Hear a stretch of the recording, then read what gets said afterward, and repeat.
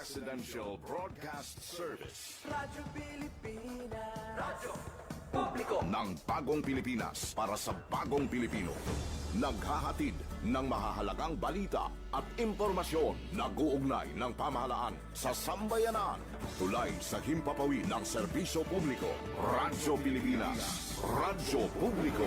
Ang boses ng Pangulo. Sa Iloilo, Radyo Pilipinas, 585 AM. Philippine Standard Time, las 4:03 sa hapon. Gikan sa hulot balitaan sa PBS, Radyo Pilipinas, Iloilo. Gintipon sang bugos nga puwersa sa News and Public Affairs Division. Mga pagsaysay sa mga hitabo o aksyon, mga pananawan, kag desisyon, mga hibubunon sang napiktuhan nga sektor, mga dalagko nga balita diri sa Iloilo. Kag iban nga bahin sang Kabisayan nagkatungdan. Mga balita nga natipon sa sulod sang nagligad nga 24 oras. Inyo mapatian sa Headliners Was. Kagkaroon, yari ang inyo PBS News Team.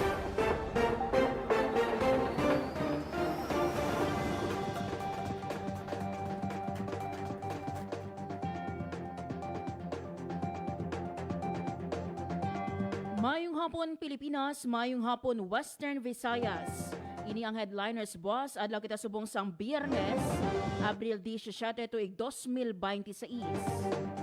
Talo sa inyo regular nga anchorman Joseph Paul Tarosa, ako ang inyo tagbalita Marian Grace Erenyata, kagkaron sa aton mga headline.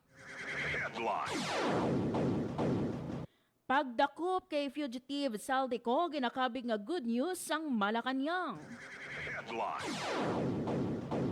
Western Visayas, wala ginapabayaan ni Presidente Ferdinand R. Marcos Jr. suno kay Yusek Castro. Headline.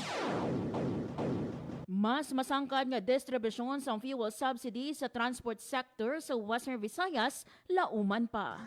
Headline. They should face the consequences.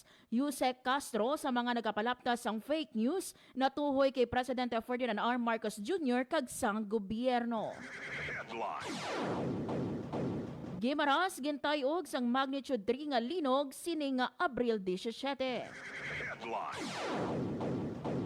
Western Visayas Regional Meet 2027 panagbalayan sa probinsya sang Capiz. Headline. Top 3 most wanted person sa Iloilo na dakpan sa banwa sang Pavia. Headline. 72 ka pulis ang Iloilo City Police Office gimpaidalong sa deputation seminar sang LTO Region 6. Headline. Kag una nga AR-powered fish census technology sa Western Visayas gin-deploy sa banwa sang istansya Iloilo. Headline. Philippine Standard Time, las 4 sa isa hapon. Radyo Pilipinas. Radyo Pilipinas News. Kagkaroon sa detalye na sang aton mga balita. Radyo Pilipinas.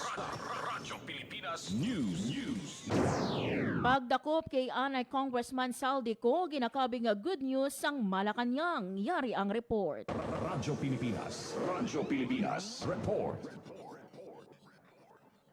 Ginakabig nga good news sa Malacanang ang pagdakop sa fugitive nga si Anay Ako Bicol Party List Representative nga si Saldico.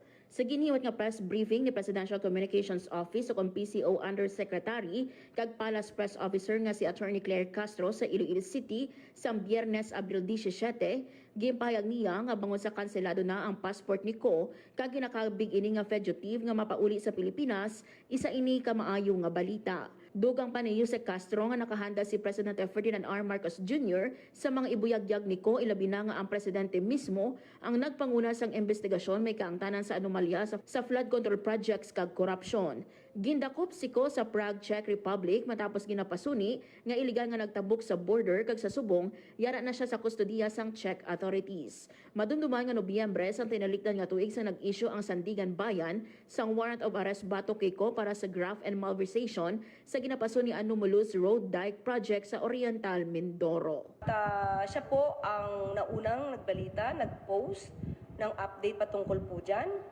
At of course, ang mararamdaman ng Pangulo bilang siya po ang naging nanguna sa pagpapaimbestiga ng mga anomalya sa flood control projects. Although wala pa pong inaakusahan ng Pangulo, walang inaakusahan ang gobyerno kung sino ang guilty or not guilty.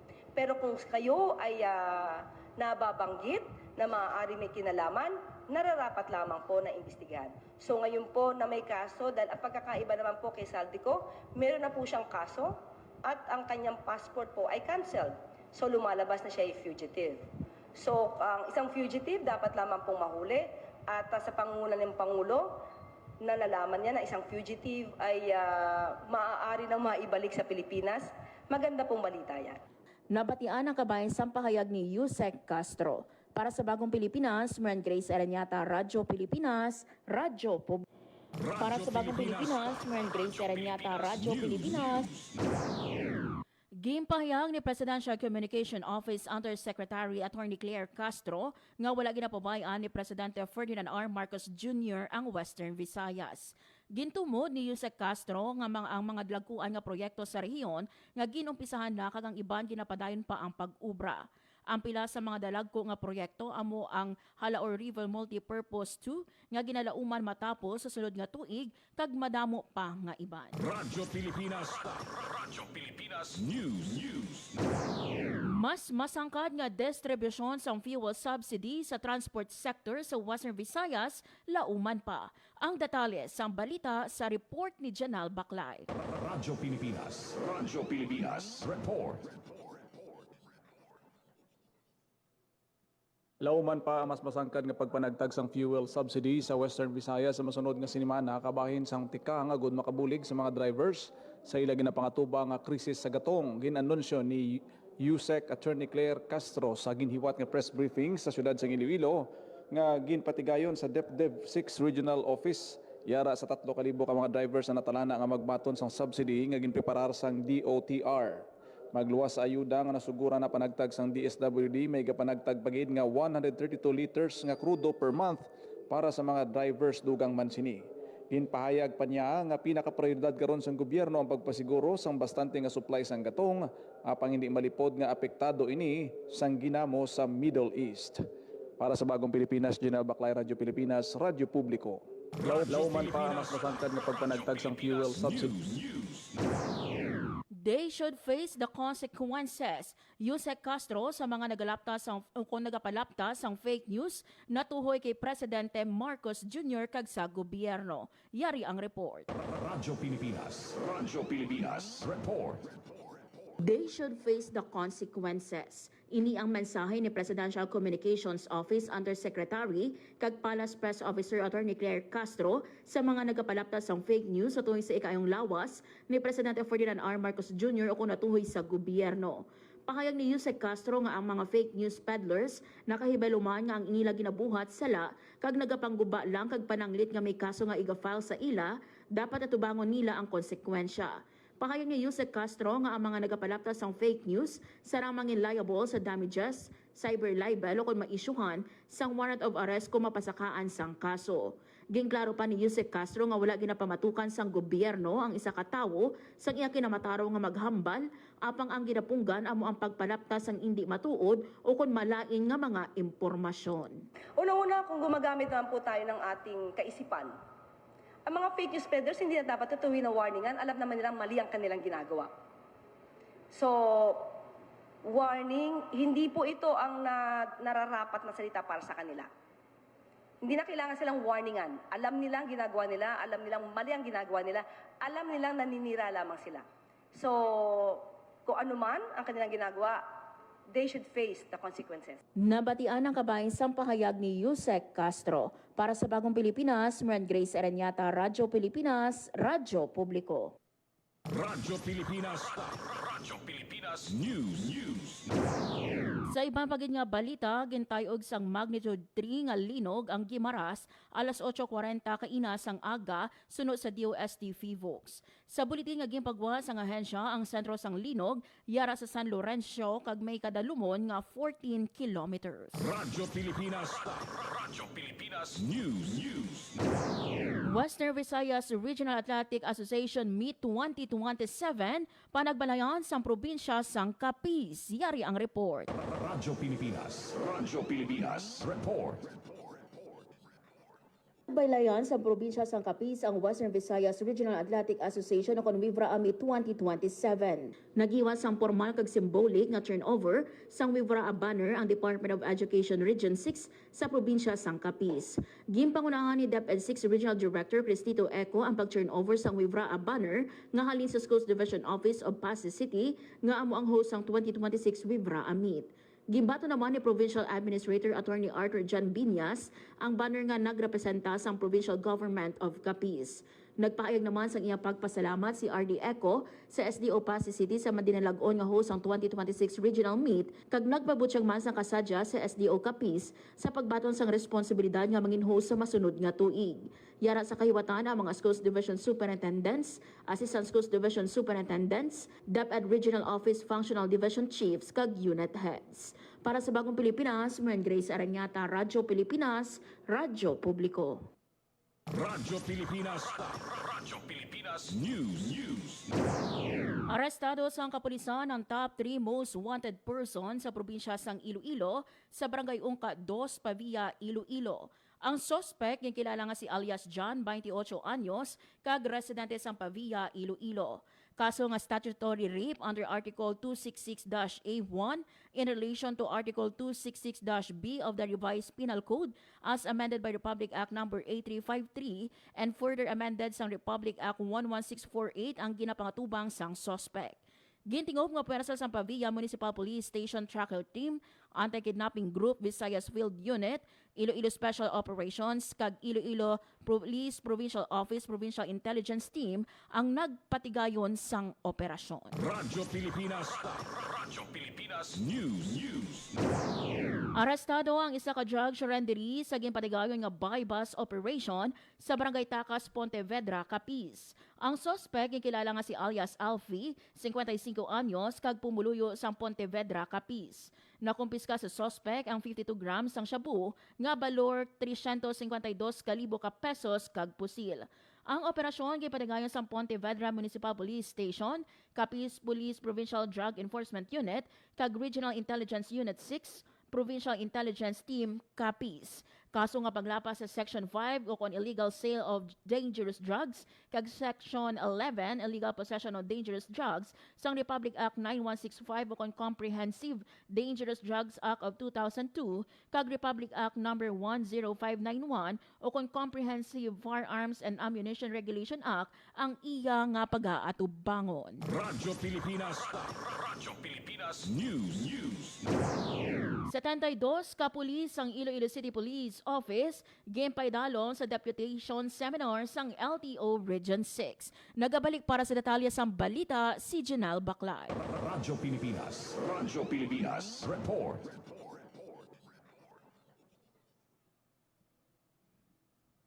Nagpatigayon sang duha ka adlaw nga deputation seminar and training and Land Transportation Office 6 sa 72 ka mga police personnel sang Iloilo City Police Office halin sang Abril 15 October 16 sa ICPO Function Hall, Camp Aquiles Plagata sa General Luna Street, Iloilo City. Lakip sa mga nagtambong ang mga katapos ng kapulisan halin sa Traffic Enforcement Unit sang Police Station 1 to 10, Iloilo City Mobile Force Company kag Mobile Patrol Unit. Bago mangin deputize, ginpaidalom ang mga tumalambong sa Comprehensive Road Safety Lectures. Naging patigayon anday Mr. Bernard Bakay kag Mr. Jimwell Iola sang Traffic Safety Unit sang LTO.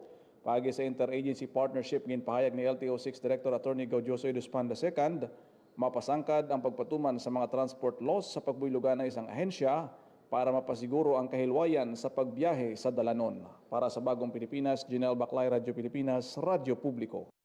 Radyo Pilipinas. Radyo Pilipinas News. Liwat nga gipatuman sang Iloilo City Traffic and Transportation Management Office ang heat stroke brake policy bangod sa mainit nga tiempo. Sa idalam sang heat stroke brake policy, ginatugutan ang mga traffic enforcers nga makahalin sa ila pwesto agod makapasilong kag makainom sang tubig. Ginatugutan sila nga mag heat stroke break sa sulod sang 30 minutos, ilabay pa kung tuman kainit halin alas 10 sa aga, tublas 2 sa hapon. Nagpangayo naman sang duga nga pasensya ang TTMO sa publiko, ilabi ko makita nila nga wala sang mga traffic enforcers sa tunga sang dalan kung mainit ang tiempo. Radyo Pilipinas. Radyo Pilipinas News. Naglunsar ang Department of Trade and Industry o kon DTI sang Integrated Registration Information System o kon IREGIS sa isa ka nationwide online platform nga tuyo nga padagsigon kag papuson para sa mga negosyante ang pagproseso sa mga regulatory transaction. Sa idalon sa bago nga sistema, ang sales promotion permits, pati na ang pagparehistro kag pag-accredit sa mga service and repair enterprise ang mahimo matuman pinaagi online. Ang iRegis naga-integrate man sa pila ka platform sa DTI, kaangay sang Negosyo Connect para sa business verification, kag DTI Pays para sa online payment, agud maghatag sang mas streamline kag secure nga pag-apply. Samtang ang DTI-6 ang nagpahamtang sang iRegis Help Desk sa tagsa ka provincial offices sa rehiyon agud magiya sa publiko sa paggamit sang bag-o nga sistema. Katuyaan sini nga pagpatingwa nga masiguro nga ang tanan nga negosyo makatransaksyon sang matawhay sa digital services sang DTI. Radyo Pilipinas. Radyo Pilipinas News. Naghiwas ang NC Mobile Care Program ang Department of Trade and Industry o kon DTI Guimaras sa Barangay Piña, Buena Vista. Ang Mobile Care Program nakafocus sa consultancy, advocacy, registration kag e-commerce. Ang programa kabahin sa mga pagpangningwa sang ahensya nga magpadulong sa mga programa kag serbisyo sini direkta sa mga komunidad. Sunod sa DTI Guimaras, lakip sa mga gimpatpat sa aktibidad ang nanuhay-tuhay nga programa kag serbisyo sang DTI, mga kinamatarong kag responsibilidad sa mga konsumidor, financial literacy kag ang pagduso sang green economic development. Lakip masagin highlight sa aktibidad ang pag-avail sang 4B MSME Business Fund, ang Small Business Corporation nga nagatuyo nga buligan ang negosyo nga apektado sa pagsaka sang presyo sang gatong. Ang aktibidad ginapakigbahin sang 59 ka partisipante nga ginalakipan sa mga pamatanon, senior citizens, Pantawid Pamilyang Pilipino Program beneficiaries kag mga micro, small and medium enterprises. Nagalaom ang DTI Guimaras nga kaupo ng ilang mga negosyo center, ang NC Mobile Care Program, madamo pa ang magainganyo kag madinalag-on sa pagnegosyo. Radyo Pilipinas. Radyo Pilipinas News. Philippine Standard Time nas 4:20 sa hapon. Dugang paging mga balita, bantayan sa pagbalik sa programa Headliners Boss. Itinuloy na po natin ang zero balance billing. Libre po. Ibig sabihin, ang serbisyo sa basic accommodation sa ating mga DOH na ospital, wala nang babayaran ang pasyente. Po, ang dami pong challenge, hindi po namin alam kung saan namin kukunin, ganon, nag-iisip kung paano namin mababayaran. Siyempre po, masaya, super saya po dahil na zero billing po kami. Opo, malaking ano po talaga, malaking tulong po. Mabilis lang din po. Bayad na ang bill ninyo. Uulitin ko, wala nang kailangan bayaran ng pasyente basta sa DOH Hospital dahil bayad na po ang bill ninyo. Naiyak ako kasi sobrang saya. Maraming salamat po, Mr. President Bongbong Marcos Jr. Hindi kami nagkamali ng taong ihinalal.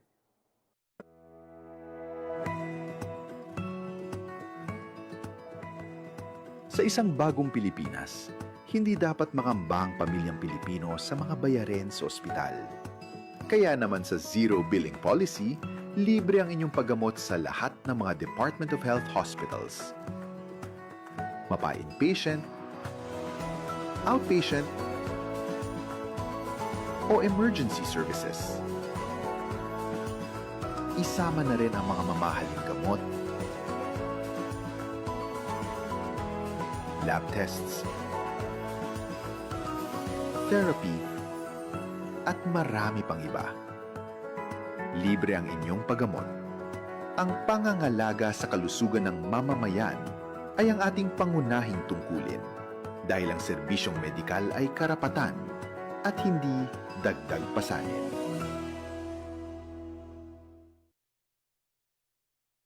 Mabilis ang trivia, dagdag talino. Heto na ang Dagling Kaalaman. Drop, cover, and hold. Ano ang mga dapat gawin kapag lumilindol? Manatiling kalmado, pumunta agad sa pinakaligtas na lugar sa bahay o saan ka man naroroon. Ipakita sa mga bata ang dapat gawin para hindi sila matakot. Huwag lumabas ng bahay habang lumilindol. Mag-drop, cover, and hold sa pinakaligtas na lugar ng bahay hanggang tumigil ang pagyanig. Lumayo sa mga salamin, bintana at mga bahay na maaaring bumagsak. Kung nasa labas ng bahay, manatili sa lugar na kinalalagyan. Protektahan ang sarili mula sa mga debris o bagay na maaaring bumagsak sa paligid ninyo. Kaunting kaalaman na malaking dagdag talino. Abangan muli ang susunod na Dagling Kaalaman. Philippines Standard Time nas 4:23 sa hapon. Sa gihapon mga biyan nagapamatika mo sa programa Headliners Buwas. Radyo Pilipinas. Radyo Publiko. Radyo Pilipinas. Kag sa dugang paginaton nga mga balita, Radyo Pilipinas. Radyo Pilipinas News. Antique Provincial Board ginhingyo ang paggamit sa patadyong sa yinoperme sa mga empleyado sang gobyerno. Ang detalye sa balita sa report ni Hope Torrechante. Radyo Pilipinas. Radyo Pilipinas Report. Ginaprubahan na sa sangguniang panlalawigan sang Antique ang resolusyon nga nagahingyo sa mga local government officers nga ilakip ang patadyong sa ilang mga opisyal nga uniforme. Katuyuan sini nga malakip ang patadyong ang traditional hand-woven fabric sang Antique sa opisyal nga panapton agud mapabaskog ang cultural appreciation kag itibong ang local identity sa public service. Sa resolusyon, ang patadyong gintawag nga simbolo sang kultura kag identity sang probinsya. Pinaagi sa paglakip sini sa mga uniforme sa mga empleyado, ginalauman man nga mapabaskog ang lokal nga kultura sang Antique. Gin-highlight man sa resolusyon ang positibo nga epekto sini sa ekonomiya bangod ang paggamit sang patadyong direkta nga makabulig sa mga manughabol kag producer sa Antique. Para sa Bagong Pilipinas, Hope Torrechante, Radyo Pilipinas, Radyo Publiko. Radyo Pilipinas. Radyo Pilipinas News. Nakaangkon sang 5-star rating ang Iloilo Science and Technology University o kon ISATU matapos ang surprise energy audit nga ginpatigayon sa Department of Energy. Nagbisita ang mga personnel sang DOE sa universidad para sa wala ginpahibalo nga ocular inspection agud i-monitor ang pagpatuman sa mga pamaagi sa energy efficiency kag conservation. Ang pagbisita kabahin sang Government Energy Management Program nga nagatuyo nga masiguro nga ang mga pampubliko nga institusyon nagasunod sa direktiba ni Presidente Ferdinand Marcos Jr.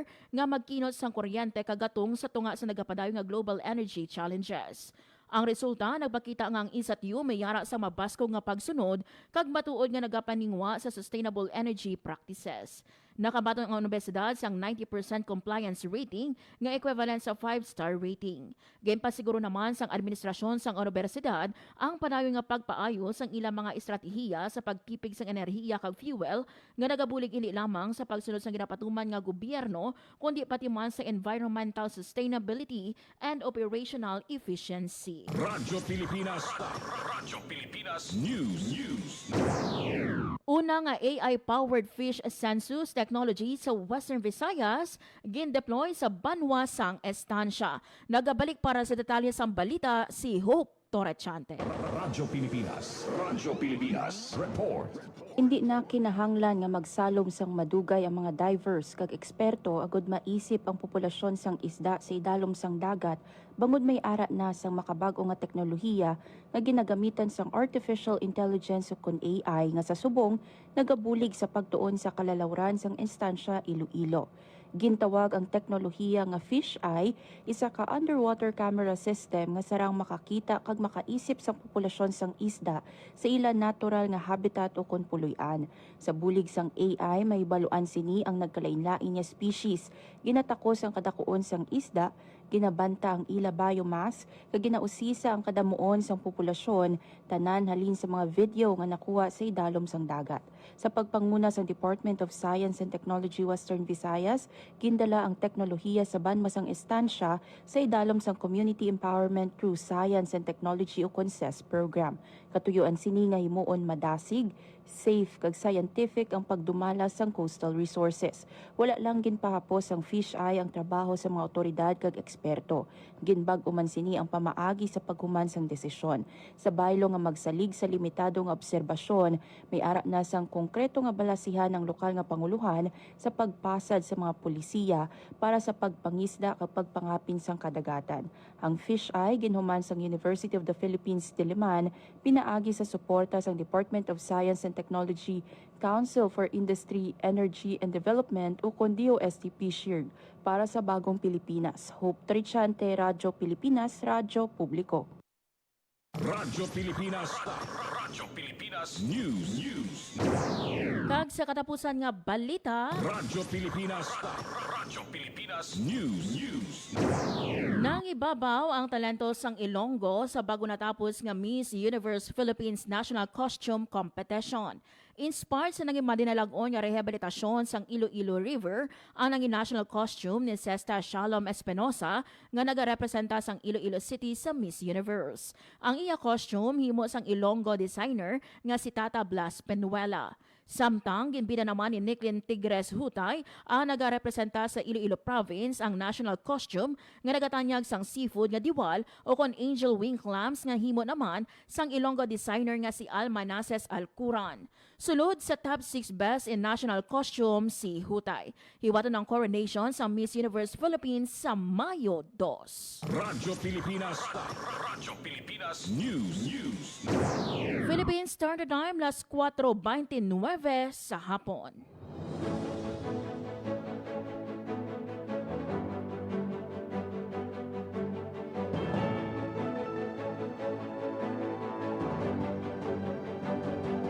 Kag inyo nabatian ang mga balita nga gintipon kag ginbantayan sang Radyo Pilipinas Iloilo News Team para sa headliners buwas adlaw kita subong sang Biyernes, Abril 17. Sa ngalan sang amon mga katuwang technical sa studio, Jones Sotahero, kag sa amon transmitter John Magallanes, ako naman ang iyong tagbalita Marian Grace Ereñata. Maayong hapon, Pilipinas. Ang inyong tulay sa himpapawid ng serbisyo publiko, ang Presidential Broadcast Service, Radyo Pilipinas, Radyo Publiko. Radyo Pilipinas. Radyo Publiko. Kinilala ng pang-international at prestigyosong Asia Pacific Broadcasting Plus Awards 2025 para sa kategorya ng Government Streaming. Ito ay dahil sa epektibo nitong pagsasanib ng mga tradisyonal na media tulad ng telebisyon, radyo at print para masabayan ang mabilis na pag-inog ng mundo ng digital at social media tungo sa mas epektibong paghahatid ng mahahalaga at napapanahong mga impormasyon sa mamamayang Pilipino. Kinilala rin ang Radyo Pilipinas dahil sa patuloy na pag-akyat ng rating. Ngayon ay matatag sa pang-4 na pwesto sa Mega Manila ayon sa pinakahuling Nielsen Radio Audience Measurement Survey. At sa social media, nakamit ang mahigit 2,000% pagtaas ng bilang ng mga sumusubaybay sa Radyo Pilipinas page sa unang bahagi ng 2025. Patunay ito na ang inyong Radyo Pilipinas Radyo Publiko ay tunay na kaagapay ng inyong pamahalaan sa paghahatid ng serbisyo sa mga mamamayang Pilipino. Mula sa aming lahat, sa ngalan ng inyong pamunuan at mga kawani ng Presidential Broadcast Service, kasama ang inyong mga himpilan ng Radyo Pilipinas sa buong kapuluan. Maraming salamat po sa inyong lahat, sa inyong pagtangkilik at pagkilala. Radyo Pilipinas. Radyo Publiko. Maging fuel efficient sa wastong pressure ng gulo